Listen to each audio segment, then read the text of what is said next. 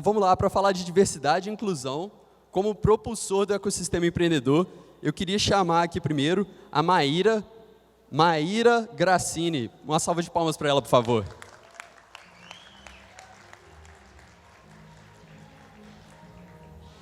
A próxima pessoa no nosso painel vai ser o Carlos Humberto. Carlos, chega mais aí, Carlos. Carlos. Onde está o Carlos? Para completar o time, uma salva de palmas, por favor, de novo para o Carlos.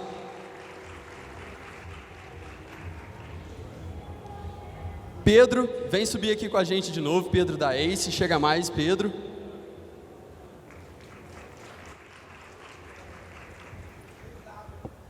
E por fim, Carla Lorenzi, por favor, aqui com nós. Algum dia espero ficar bom nisso igual Murilo Gun. Uma salva de palmas para o nosso querido Murilo Gun, mais uma vez. Obrigado, gente. Tamo junto. Beleza. Vou deixar os microfones aqui. Oba, obrigado. Bom dia, pessoal. Tudo bem? Sou Maíra, diretora de marketing da Zendesk. E eu queria abrir esse painel, vocês veem que a Cris do Google não está aqui. A gente acabou de passar por quem sabe faz ao vivo aqui. A Cris está no trânsito, provavelmente iria chegar 20 e poucos minutos atrasada. Daí, enfim, a gente, tendo o Pedro aqui bem próximo, a gente sabe que ele tem experiência nesse ecossistema bastante, então a gente convidou o Pedro para subir no palco de novo para falar sobre diversidade e inclusão. Eu vou moderar essa conversa, mas eu quero, pessoal, que seja uma conversa mesmo, inclusive pessoal da plateia, se vocês tiverem dúvidas e quiserem perguntar para a gente, levanta a mão, tem microfones por aí, porque a gente quer mesmo utilizar cada vez mais diversidade e inclusão como um propulsor aí para esse ecossistema empreendedor. E eu acho que, começando, quando a gente fala desse ecossistema em si, a gente já está fazendo um trabalho sensacional aqui no Brasil,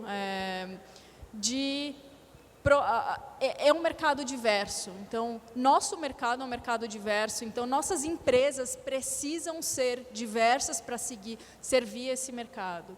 Então, não importa se é uma empresa gigantesca, se é uma empresa que está ainda sendo fundada, enfim, vocês têm que pensar, não existe um momento certo para pensar em diversidade e inclusão.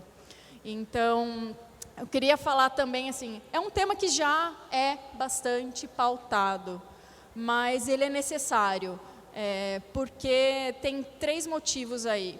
Tem muito ainda para a gente fazer. A gente faz ainda muito pouco.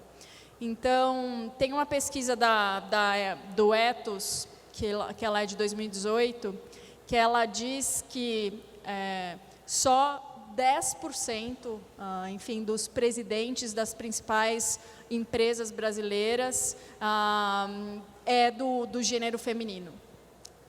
Outro tema alarmante aí é que só apenas 5% dos presidentes dessas mesmas grandes empresas é negro.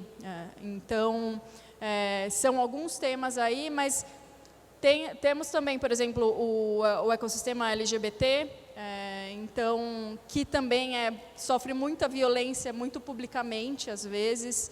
E a gente, como empresas também, a gente muitas vezes esquece dos transgêneros, então tem uma dificuldade de diversificar nossa massa de trabalho e incluir, de fato, os transgêneros nas empresas. Então, existem muitas nuances.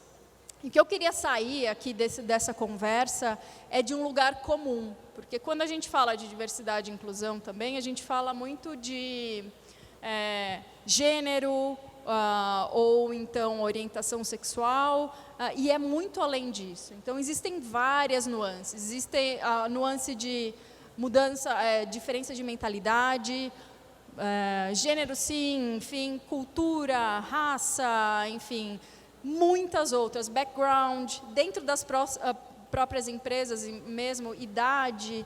Então, hoje aqui nessa conversa, a gente tem, acho que, representantes interessantes, de ecossistemas interessantes, para falar para a gente de algo um pouco mais além aqui. Então, queria começar perguntando a história de cada um, na verdade, a história pessoal de cada um e como que vocês estão inseridos aí, de alguma forma, têm essa missão, carregam essa missão de criar um ecossistema mais diverso e também incluir mais diferentes talentos nesse mercado nosso.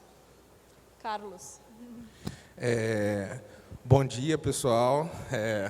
Bom dia aqui os colegas e as colegas na mesa, né? Primeiro, agradecer pelo convite, dizer que é muito relevante esse espaço, né? Eu gostaria que esse espaço estivesse lotado, porque, na verdade, falar de diversidade é falar de economia.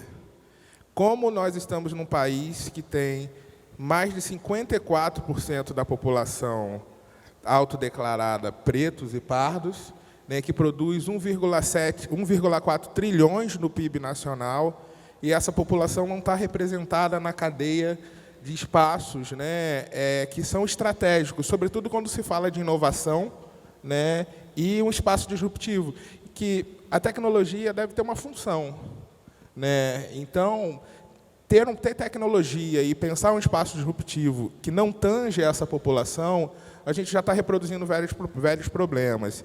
Então, eu quero agradecer por esse espaço, né, dizer que é um espaço muito relevante dentro desse grande evento, que é um dos maiores eventos de tecnologia e inovação do país. Eu sou o Carlos Humberto, CEO e fundador da Diaspora.black. Diaspora é uma startup de impacto social. Nós atuamos no mercado de turismo. Nós vendemos turismo e cultura negra, né? Vendemos turismo e cultura negra no âmbito de um marketplace, onde as pessoas ofertam hospedagens, ofertam experiências, que são roteiros.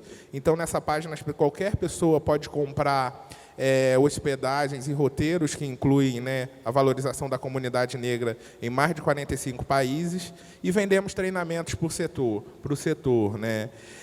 A minha história pessoal parte, né, de uma história de, enfim, como a história de milhares de homens negros desse país, né? Eu venho de uma periferia do Rio de Janeiro, né, de uma família que é grande, que sempre teve desafios de moradia, desafios sociais, mas, desde a minha história inicial, eu sempre fui envolvido com muitos grupos, o que facilitou aí a meu ingresso, né, em algumas lutas.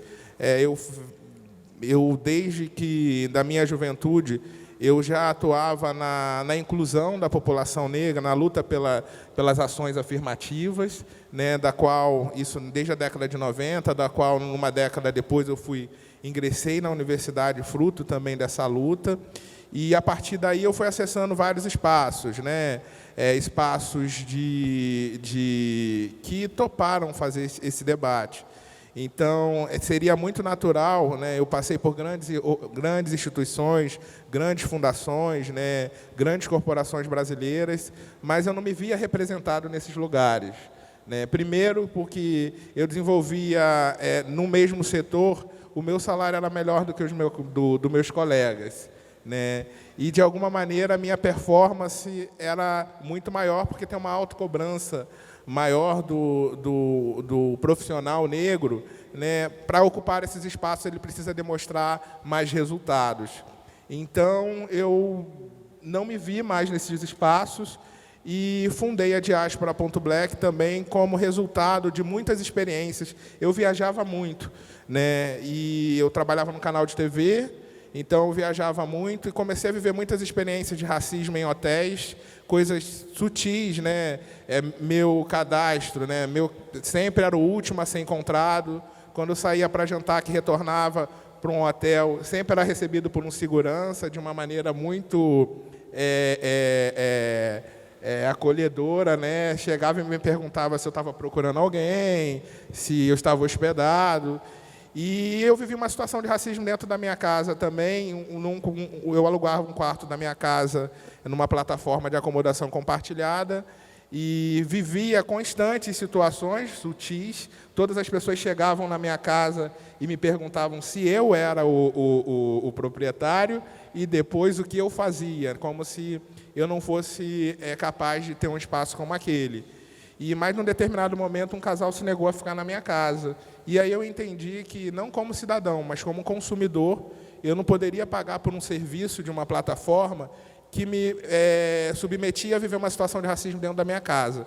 Então, eu fui estudar esse mercado, entendendo que a população negra tem uma participação econômica muito grande, não só na economia nacional, mas na economia internacional, e que o mercado brasileiro, sobretudo de turismo, não está preparado nem para atender, nem para apresentar essas histórias. Daí nós fundamos a Diaspora.Black.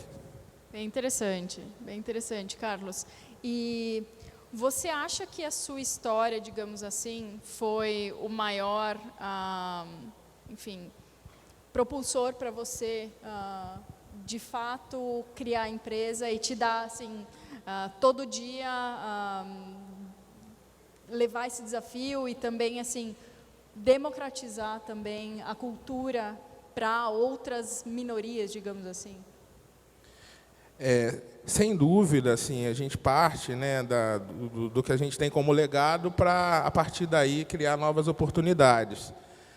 Mas parte de uma visão de mercado também, né? Obviamente que eu tenho um compromisso, né, e o meu compromisso não é de agora. Eu tenho uma empresa que, provavelmente, vocês conhecem poucas empresas que têm um time, que a maioria do time são da comunidade negra. E isso nós estamos num espaço, né, de coworking, que é um dos espaços também mais disputados aqui da cidade de São Paulo, em Nova Brá. E nós somos uma das poucas empresas que tem um time inteiro que senta para almoçar, né, numa mesa que nós não somos a minoria. Então, isso chama muita atenção das pessoas. Nós já temos um compromisso, mas, para além do compromisso, tem a própria divisão de mercado. Né? Quando se tratando de turismo, né, um exemplo que eu gosto de trazer é o quanto o turismo perde no Brasil oportunidades de crescimento. Nós estamos diante de um movimento de turismo global que não é mais o mesmo do século passado. Hoje, por conta do tempo que as pessoas passam conectadas, né, da própria tecnologia, quando as pessoas viajam, elas querem viver experiências reais, genuínas, transformadoras.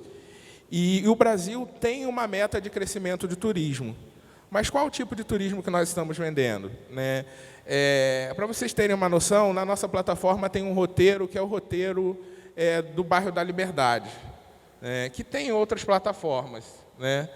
Mas o bairro da Liberdade é um dos bairros turísticos de São Paulo mais conhecidos mundialmente. Ele é conhecido, como todos aqui devem saber, né? Vocês que conhecem o bairro da Liberdade, o que vocês lembram quando falam do bairro da Liberdade? Oi? A comunidade japonesa, orientais. Mas vocês já perceberam que ninguém sabe por que o bairro tem esse nome? A gente leva as pessoas para esse bairro e não conta porque o bairro se chama Liberdade. O bairro se chama Liberdade porque é uma das referências da resistência negra na cidade de São Paulo. E aí tem a relevância né, isso já é um problema.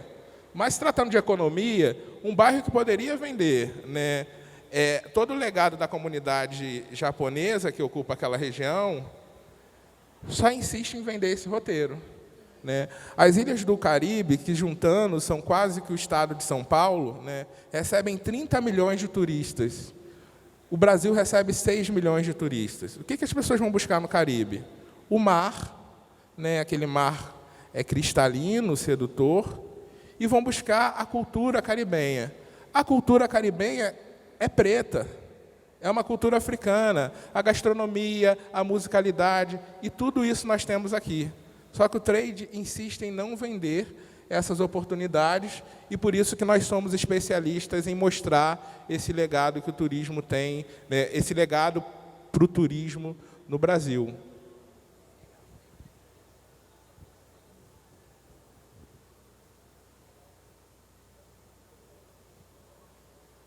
Deve estar ligado. Não? Conta um pouco da sua história, Carla, e como você está inserida nesse ecossistema, enfim, e sendo também alguém apoiando a diversidade e inclusão aqui no Brasil. Bom dia, meu nome é Carla, é um prazer estar aqui. Bom dia aos meus colegas painelistas também. Bom, eu trabalho na OIM, que é a Agência da ONU para as Migrações, e eu trabalho nessa área de direitos humanos com foco até na temática migratória já há mais de 5 anos. Primeiramente, eu entrei em contato, na verdade, com isso morando no exterior, então, quando eu morava na Inglaterra, depois também trabalhei com essa temática no Oriente Médio, e agora eu trabalho aqui focado principalmente na questão do fluxo migratório venezuelano, onde eu passei 1 ano na fronteira do Brasil com a Venezuela, em Pacaraima, que é um município fronteiriço em Roraima, e agora atuo aqui em São Paulo. A OIM é uma agência da ONU, como eu mencionei. Desde 1951 a gente trabalha na temática migratória, e sob a perspectiva de que se a migração ela é realizada de uma forma humana e ordenada, ela é benéfica não só para os migrantes, como também para a sociedade acolhedora. Então, frente a isso, a gente desenvolve diversas políticas, principalmente junto com o setor privado, junto com o setor público e junto com a própria rede local, para o acolhimento dessa população.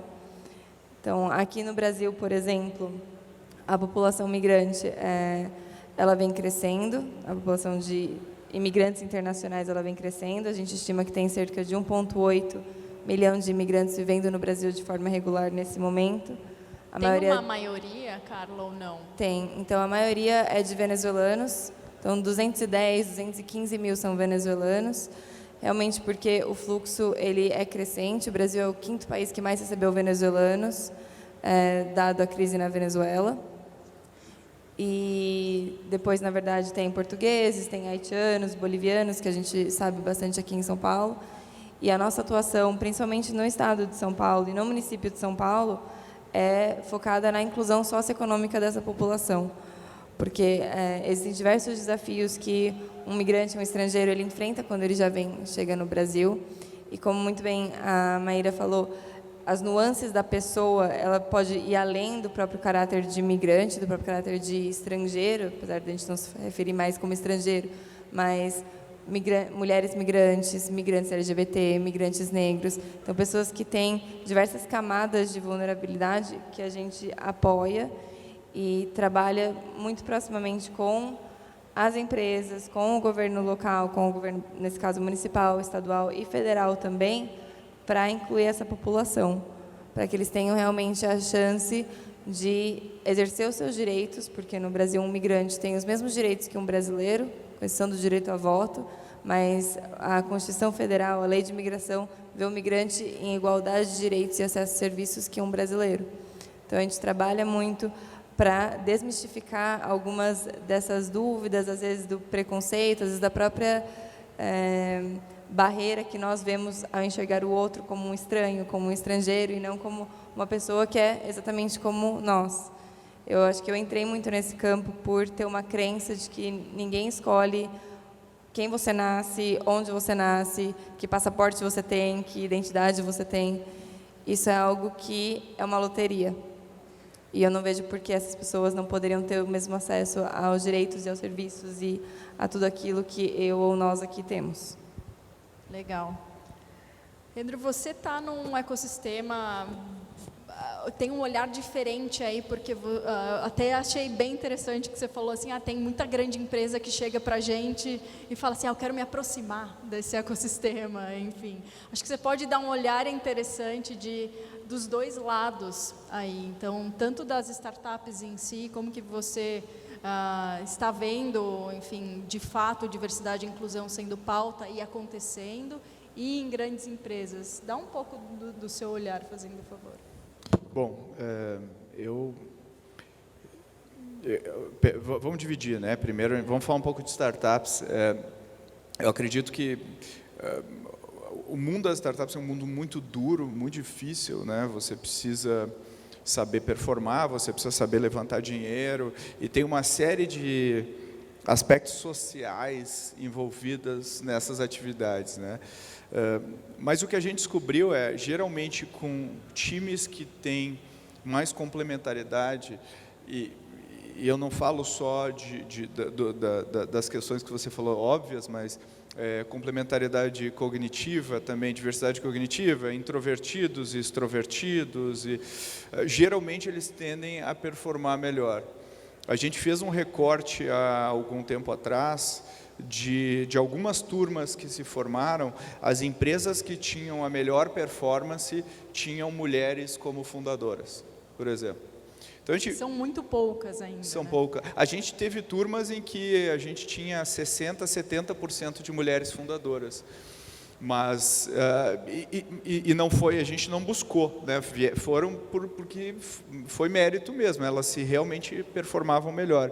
E até hoje a gente viu que várias das empresas que a gente ajudou e que até que tiveram saídas, vieram de equipes mistas, né? De vários perfis.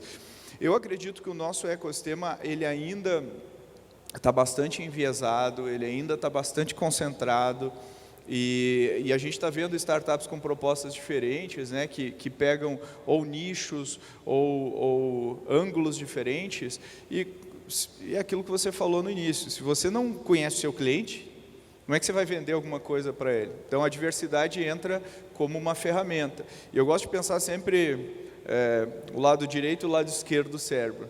Se a gente só usar um lado, não fecha a conta para a diversidade. Então, por um lado, a gente está falando de, isso é mais justo, isso é que a gente precisa como sociedade. Do outro lado, é bom para os negócios.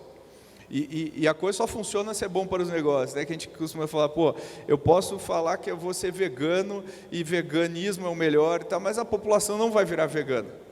Mas se eu criar um hambúrguer que parece carne e não usa carne, eu consigo aumentar a penetração desse negócio e criar uma grande empresa. Eu posso falar, pessoal, vamos contribuir com o meio ambiente, vamos usar carros que não...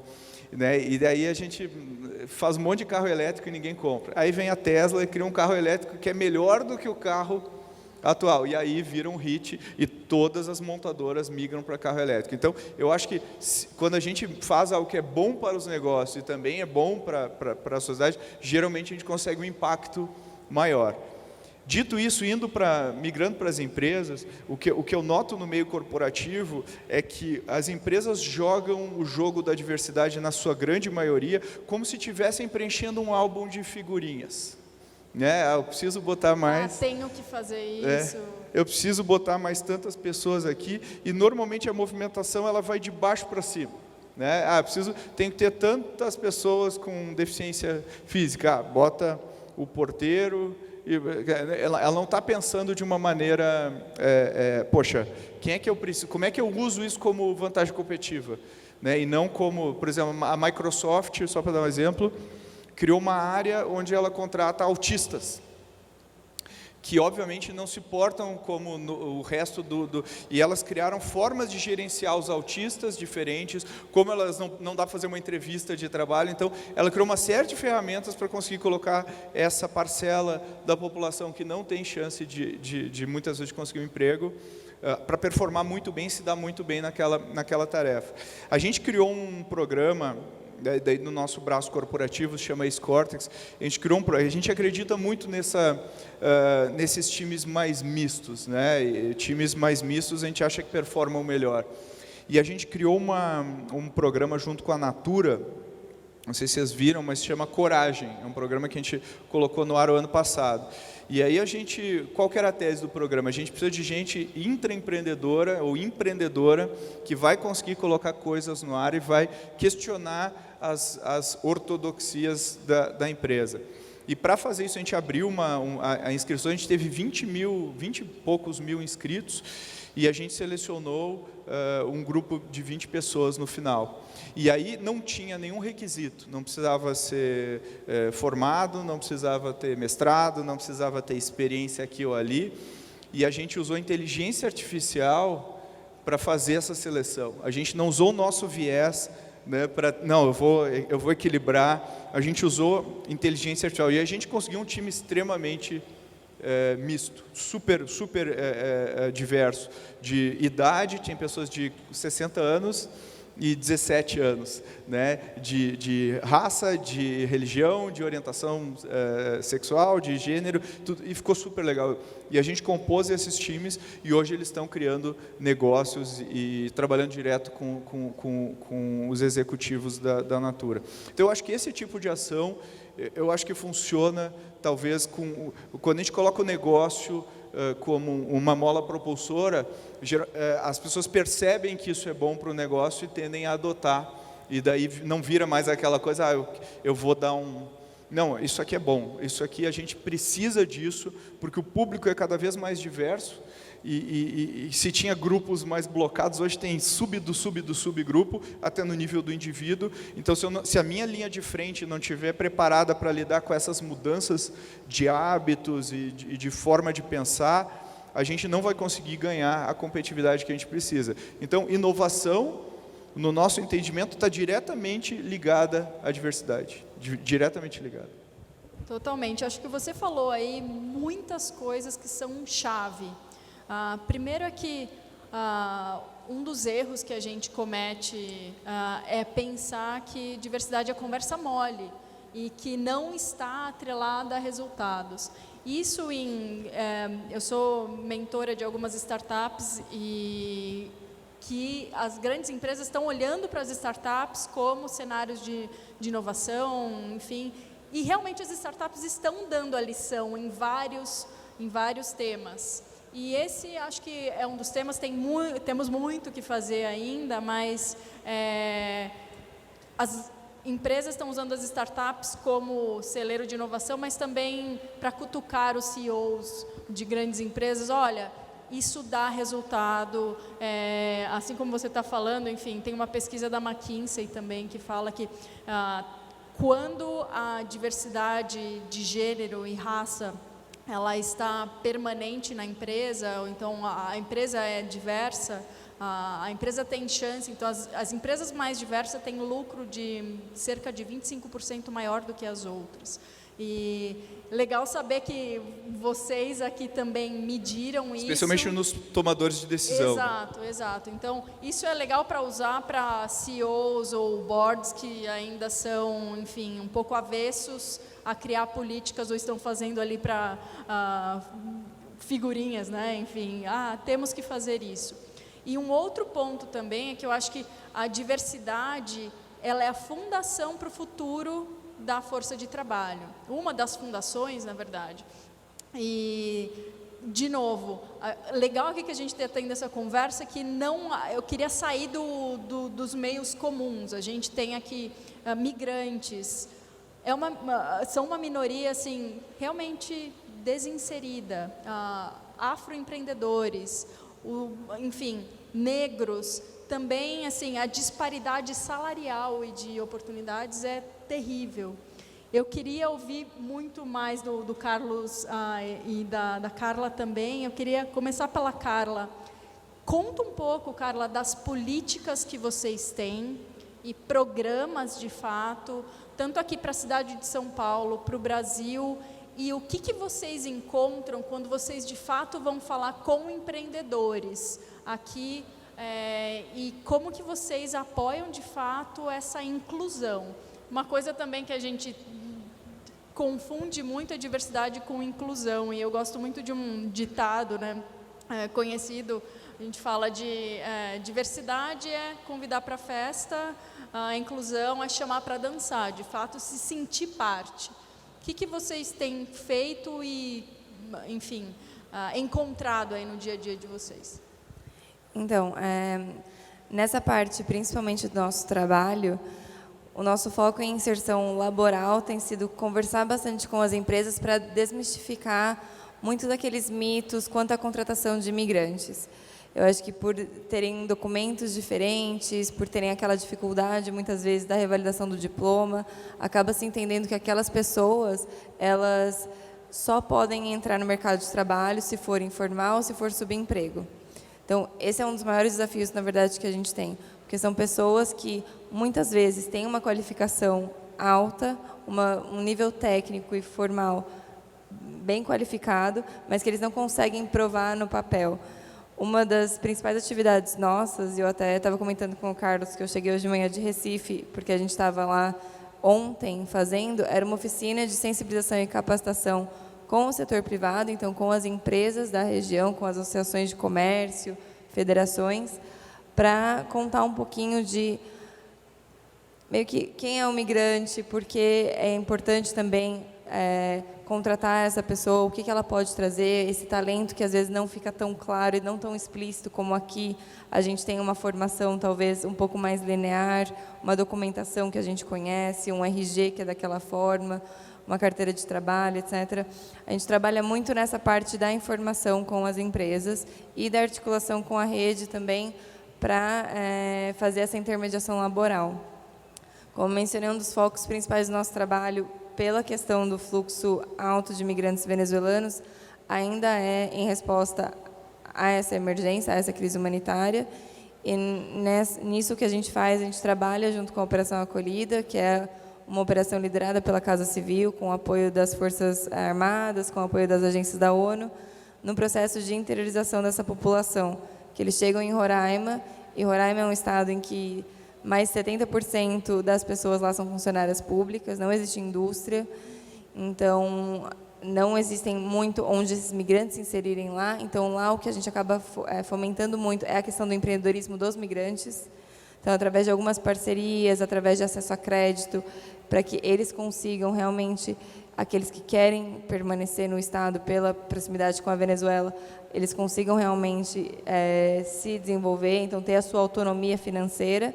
Mas para aqueles que querem morar em outras partes do país e querem realmente entrar no mercado de trabalho, a gente apoia fazendo essa intermediação com algumas empresas que querem receber esses migrantes. A gente tem muitos casos de empresas na região sul, sudeste, que receberam essa população.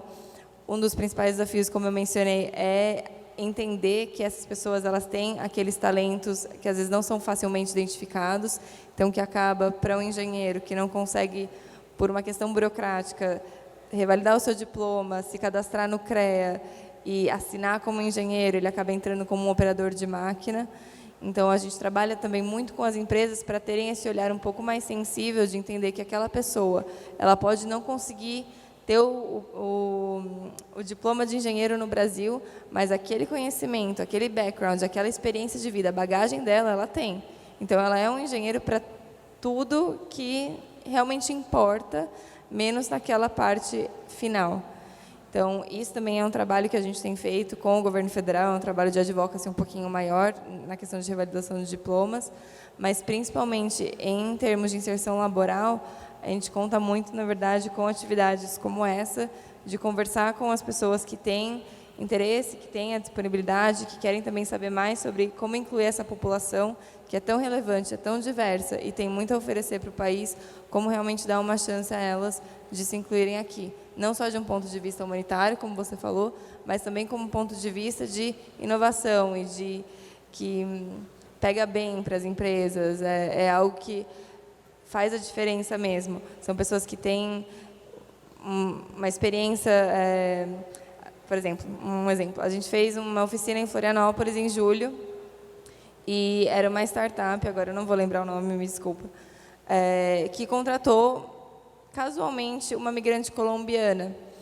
E porque ela falava espanhol e ninguém mais lá falava espanhol, ela conseguiu se comunicar com muita gente, por exemplo, de uma empresa no México. E depois essa startup conseguiu até abrir uma filial no México.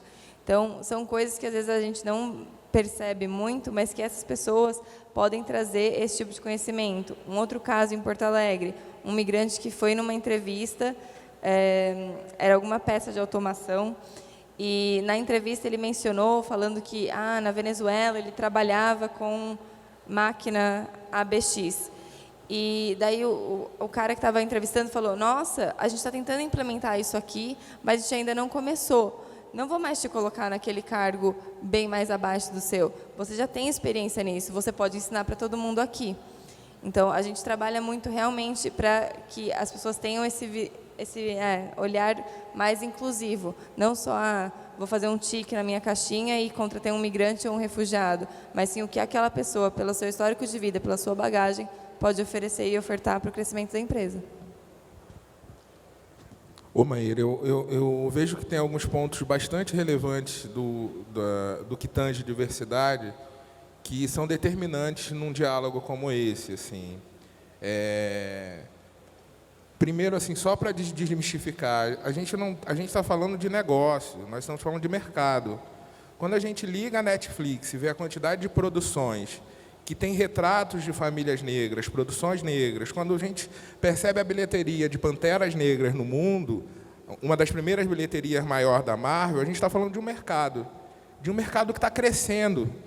E no Brasil nós estamos ficando para trás, porque estamos reproduzindo, às vezes, pensamentos, nós estamos pautando, né, dizendo que estamos falando de inovação, que somos disruptivo, mas estamos usando uma mentalidade do século passado. A inovação, a tecnologia tem reproduzido isso. Eu vou trazer rapidamente, mas eu queria também qualificar um pouco diversidade, né? Quando as pessoas chegam para mim e dizem, pô, que bacana, minha empresa é muito diversa. Eu falo, pô, muito bom, mas por que ela é diversa? Aí me dizem, mas tem mulheres, tem negros, né? Existem vários aspectos da diversidade. Eu trago o aspecto da diversidade racial, que no Brasil hoje são 54%, mas a expectativa é que no próximo censo chegue a 65% da população. A autodeclaração tem aumentado no país. E de que forma esses 65% da população brasileira estão representados nas instituições que estão aqui? Eu queria que cada um pensasse, né, aqui, na minha empresa, esses possíveis 65% da população brasileira, onde eles estão? Em quais os cargos estão ocupando? Que tecnologia, eles estão pensando tecnologia, porque se são a maioria da população, eu acho que tem um conhecimento, uma gestão de conhecimento, que as empresas não estão aproveitando.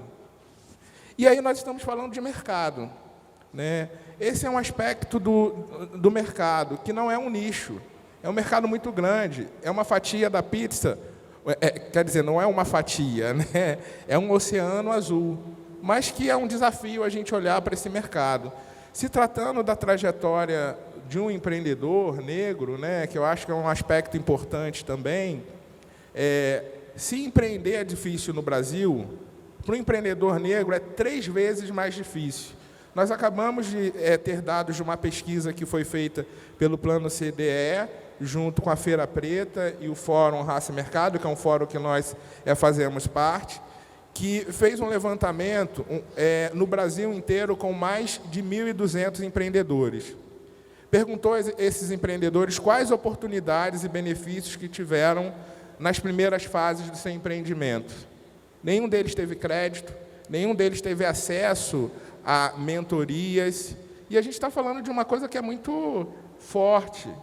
De que forma a gente está deixando de incluir, né, uma população que produz pensamento, que produz soluções, que produz tecnologias, e de que forma as instituições estão pensando planos, né, que, como a Maíra traz, né, dizer que a diversidade, ok, mas qual o projeto de inclusão que as empresas têm?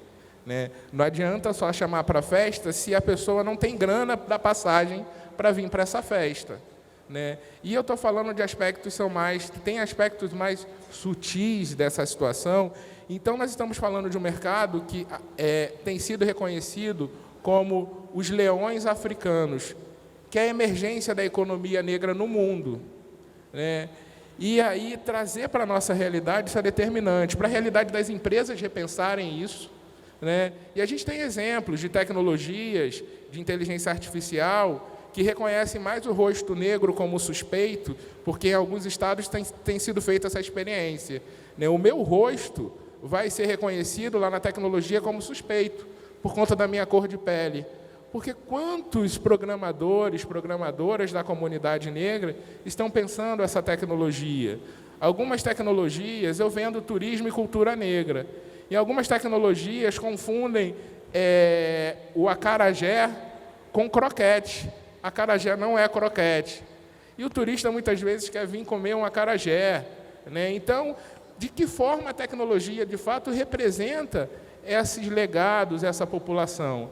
Então, eu estou falando de alguns aspectos. Do aspecto de mercado, né? É um mercado muito grande, do mito de que somos todos diversos, a minha empresa é diversa, a minha empresa é inclusiva. Sim, qual é o projeto de inclusão e para quem vocês estão destinando esse projeto? E de que forma essa população está inserida dentro dessas empresas? Quais são os cargos, quais são as funções?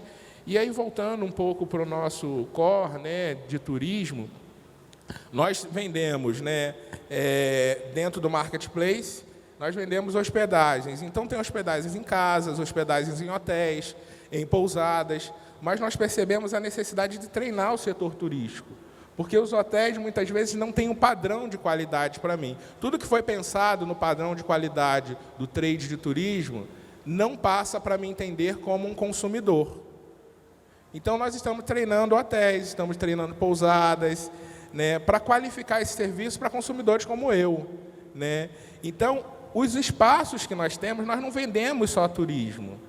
Nós vendemos qualidade, vendemos eficiência e vendemos valores, que é a possibilidade de qualquer pessoa se hospedar em empresas e lugares que têm valores, que pensam padrão de qualidade para todos. Para além disso, assim, no Marketplace, que era onde eu queria chegar, nós temos ofertas de experiências. Então, as experiências inicialmente eram para quem estava viajando e para quem está nas cidades. Mas hoje a gente começa a ter um número muito grande de empresas contratando experiências nossas, porque entenderam que experiências de imersão de seus times em histórias da comunidade negra são mais inspiradoras, inspiram aí superação, inspiram performance, inspiram engajamento do time, da equipe, né, alinhamento. Então, nós estamos nós olhamos para um mercado que é muito maior, é isso que eu queria trazer também. E no outro aspecto do nosso trabalho também, do treinamento, a gente tem trabalhado com comunidades, né, desenvolvendo turismo de base comunitária em grupos e comunidades tradicionais. Porque existe muito pouco de programas, né, que estão voltados para treinar essa população, para oferecer, porque muitas vezes um quilombo que fica num lugar paradisíaco, de famílias que têm histórias de superação, não chegou até eles que a história deles, que o lugar deles era um lugar de valor, que eles poderiam também, né, fortalecer as suas lutas, os seus trabalhos, a partir da geração de renda. Então, nós estamos fazendo esse trabalho também, que impacta muito grande, e isso é muito bonito, porque, pela primeira vez, algumas comunidades se entendem como valorizados, né? Nossa, minha história tem valor. Então, eu faço um convite aqui, né? Na verdade, são 3 convites, né? Sempre que você falar de diversidade, você deve se perguntar de que diversidade eu estou falando, né? Depois, se você acha que o seu trabalho, que a sua empresa é diversa, eu vou te pedir para realmente se fazer a pergunta: qual é o projeto que você tem de inclusão dessa diversidade e para quem está inserido? Depois, essa terceira, você está destinando para que áreas da sua empresa? Porque tem a estratificação. Quando você chega aqui mesmo, né, a gente tem uma plateia, né, de maioria não negra, mas existem negros aqui. Onde os negros estão aqui? Qual é o papel? Os negros que estão aqui consomem, viajam, têm pensamentos, ideias, e de que forma nós estamos aproveitando esse conhecimento, né? Então, e se fazer essas 3 perguntas, eu acho determinante para a gente pensar, né, um mercado mais inclusivo e uma possibilidade de representar esse Brasil tão diverso, né? Legal. Caramba, Carlos, olha, eu ia pedir, pelo tempo, ia falar para a gente dar nossas mensagens finais de cada um aqui. Você já deu todo o recado. Eu queria pedir para vocês, qual que é a provocação ou mensagem final que a gente deixa aqui para todo mundo sair daqui pensando sobre esse tema e qual que é o papel de todo mundo aqui para apoiar. Então, eu queria passar para o Pedro e para a Carla para a gente encerrar. Eu acho que a mensagem final não adianta você trazer um time diverso se esse time não vai encontrar o ambiente necessário para trabalhar, né? Então não adianta contratar alguém se o pessoal vai olhar torcendo o nariz. Então não adianta só fazer a inclusão sem trabalhar a cultura para que ela aceite as pessoas do jeito que elas são, diferentes, né? Porque acho que a diversidade justamente vem de aceitar a diferença do outro. Então acho que isso é muito o papel da liderança nas empresas, né? Eu devia ter falado antes. Que você falou tudo que eu ia falar. Mas eu acho que é basicamente isso. É sempre, como foi reiterado bastante aqui, pensar a diversidade não como um álbum de figurinhas, que acho que foi você que falou, mas também em políticas que incluam realmente essa população, essas populações, por mais, em suas próprias peculiaridades, diversidades, e realmente entrar isso, ou colocar isso dentro da cultura da empresa, seja trabalhando já desde cima, da liderança, da pessoa gestora, mas também até já na ponta. É isso. Obrigada. Tem Legal, pessoal. Muito obrigada pelo papo. Acho que tem perguntas, não sei se a gente tem tempo para perguntas, na verdade. Produção? Acho que não, mas a gente fala contigo. Eu queria só... A gente já... O tempo esgotou já, mas a Cris que ia participar, atrasou um pouco, chegou. Então eu queria dar a palavra só para... Cris, você não viu o painel e agora tem a função de fazer o encerramento do painel, amarrando o que cada um falou. O que cada um falou, você tem que amarrar agora e fazer uma conclusão do painel. Somente isso. Apenas. Gente, bom dia! Foi bom que eu fiquei de espectadora aqui apreciando vocês um pouquinho, beleza? Eu sou a Cristiane Silva Pinto, mulher negra, a gente sempre tem que falar nome e sobrenome, né? Porque senão o povo chama a gente do nome que quiser. Então, eu sou a Cristiane Silva Pinto, sou criadora do Afro Googler, sou gerente de marketing para pequenas e médias empresas lá no Google. Eu sei que aqui nessa plateia tem de tudo, é bastante misturado, mas algumas coisas que a gente discutiu, então, eu queria deixar de recado final para vocês não esperem crescer para fazer diversidade e inclusão. Não esperem, agora a gente vai expandir, agora a gente vai crescer, agora a gente vai contratar, e aí sim a gente vai começar a contratar mais negros, mais mulheres. Não, é do começo. Aproveitem, na verdade, que vocês, quem estiver começando, aproveite que está começando, e garanto que é um investimento de longo prazo, que vocês vão mais economizar agora, se já começarem a pensar do cerne, do que realmente lá, né, vai evitar alguma crise de reputação, que é caríssimo para consertar, vai evitar ter que criar programas afirmativos lá na frente, que podem ser caríssimos também, porque é uma ação afirmativa e precisa de investimento. Então, já comecem agora, né? Já comecem o diagnóstico do fazer agora. Segundo, eles falaram aqui de cultura inclusiva, né? Cultura, gente, as empresas são feitas de pessoas. Então, por mais que uma empresa fale, a nossa cultura é assim, assim, assado, nada adianta se as pessoas não forem as embaixadoras, né? Quem faz realmente essa cultura. Não importa nada o RH, a área XYZ falar assim, não, aqui na nossa empresa a gente faz assim, se as pessoas não vivem essa cultura todo dia. E assim como eles falaram aqui, que eu ouvi o Carlos falando, se vocês não cuidarem dessa cultura também, desde o nascimento, vocês vão ver essas pessoas, negros e mulheres, e todas as outras, né, diversidades que LGBT, pessoas com deficiência e muito mais, porque, né, diversidade é muita coisa, vocês vão ver essas pessoas saindo também. Vocês vão ver essas pessoas chegando, não vendo coerência, não vendo genuidade, e depois depressão, ansiedade, decepção, frustração e tchau. E vocês vão ver essas pessoas evadindo também. E 3, que é negócio, né, gente? Não é o principal motivo, na minha opinião, pelo qual a gente deveria pensar diversidade e inclusão, assim, porque é a coisa certa, mas sempre lembrando que é negócio. Um caso muito rápido para vocês, de Google, muito, muito, muito velho também. Na época que os smartphones começaram a filmar e a galera colocar os vídeos no YouTube, por exemplo, nossa equipe de engenheiros percebeu que tinham vários vídeos subindo de ponta cabeça. E vai entender como é que é, faz reunião, procura o bug, o que está acontecendo.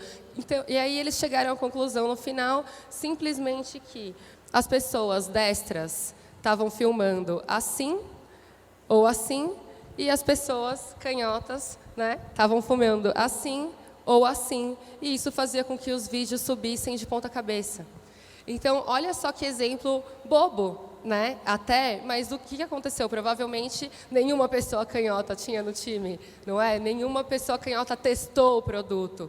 Então, de novo, para que atuar num problema e corrigir um problema, juntar essa equipe para ter que atuar num problema se a gente pode pesquisar e tentar trazer as vozes de todo mundo para pensar o produto, o seu serviço que você quer que alcance todo mundo, que você quer que alcance um público diverso. Então, eu vou deixar esses 3 rapidamente, como um cometa que passou aqui nesse palco. E, bom, vou estar aqui embaixo também. Qualquer dúvida, a gente conversa, a gente troca. E muito obrigada. Cris é uma grande parceira. Eu vou aproveitar, o tempo acabou, esgotou, mas 20 segundinhos, 2 pontos. Se vocês não começarem a refletir sobre isso agora, vocês vão ficar para trás. Já foi, galera, já foi. O mundo hoje está dinâmico, a coisa está acontecendo e vocês correm o risco de estar pensando em inovação, em disrupção, que daqui a pouco vai estar para trás, porque já tem empresas que estão se ligando, os setores já estão ligados nesse mercado, então fiquem atentos, né? E, por outro lado, eu trabalho com venda de sonhos. Quem trabalha com turismo trabalha com sonhos, com desejos, né? Eu tenho ajudado aí, na verdade, a mostrar um aspecto da nossa história de Brasil que a gente não conheceu nem nos livros, nem nas universidades. Então, eu queria convidá-los, a quem está aqui, a dar uma olhada na página da Diáspora de Experiência, para vocês verem a diversidade de roteiros e lugares que são incríveis, que tem histórias que muitas vezes você foi nesse lugar e que você não sabe contar porque não te apresentaram. Inclusive, histórias da própria cidade em que você mora. Então, eu queria convidá-los a darem uma olhada na nossa página, diaspora.black, e agradecer pelo convite. Obrigado. Obrigada, pessoal. Valeu, salve de palmas, por favor. Valeu.